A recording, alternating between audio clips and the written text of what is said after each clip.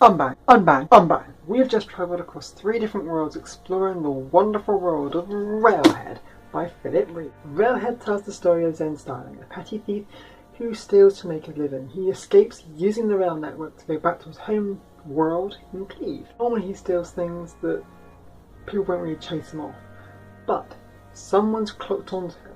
Somebody knows about him and somebody wants to commission him to steal something a little bit more valuable than he's perhaps used to stealing, something which has the possibility to change the world as this book currently sees it. In the Railhead universe, you need to use trains to get places. Travel through space using spaceships is outdated. The train system is more effective, it's more efficient, and it gets you there really quickly. These trains travel through something called K-gates. Those are the things that make the unbang sound. It's not really a bang, but there's no other way of really describing what the sound they make is. Needless to say, the train goes through these K-gates at an extraordinary speed, and you need some kind of protection, and that's what the train provides. These locomotives provide the protection you need to get through the K-gates. The Damascus Rose is a red locomotive. Yes, it's a train, and it's one of the few trains we'll meet in the story. It's a locomotive from a place called Old Earth. That's where we are now. And along with another train known as the Thought Fox. These trains have personalities of their own. They're not static trains just being told what to do. They think and they do what they want to. The Thought Fox belongs to a character called Raven, who's the character who wants them to steal like something we were talking about earlier.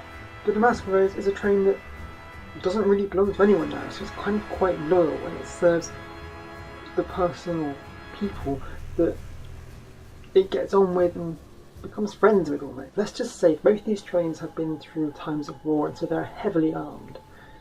The Thought Fox has no quandary with hunting for people to destroy. Kind of makes sense he's with Raven, really. Raven is not perhaps all that he might seem when you first meet him, but he has kind of intentions.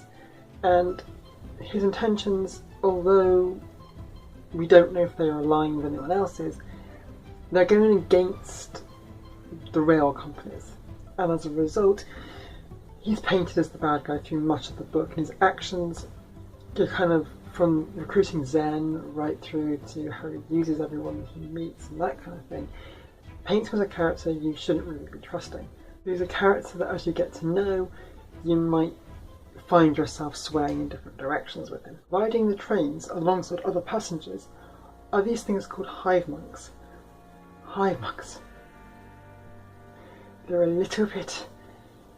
If you're not keen on insects, probably hide now. Hive monks are, for all intents and purposes, a colony of bugs. And when these bugs get together in a significant quantity in a swarm, they form a kind of intelligence. They wrap themselves around twigs and things to create a human skeleton, or a human-like skeleton, and then they put on a burlap robe and some kind of paper mask normally, and they ride the trains to different worlds. They have really one goal, and that goal is to find the insect lines, something no one knows they actually exist, but that's what they're there for. That's what they want, and that's what they want to achieve. So you might think, so what's the point of them in terms of the story? Well, they help along the way, because people kind of give them a bit of a... They kind of step away from them a little bit.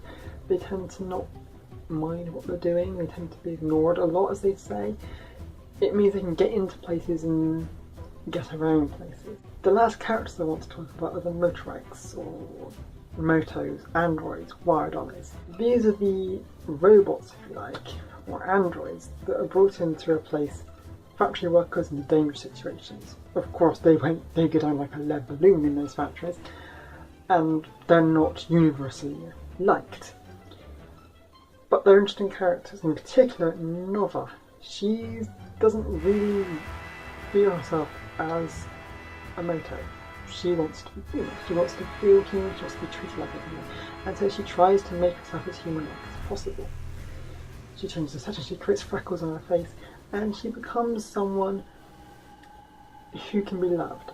So what do I think of Railhead? Well, I think it demonstrates Philip Reeve's ability to create engaging and detailed and immersive world. Things that come up with the hive monks, the android, the locomotive trains to get from world to world. It just seems so brilliantly detailed. Overall, if you like the idea of trains whizzing through space, this is the book for you. My name's Jessie and we've just read to life Railhead. Until next time, bye.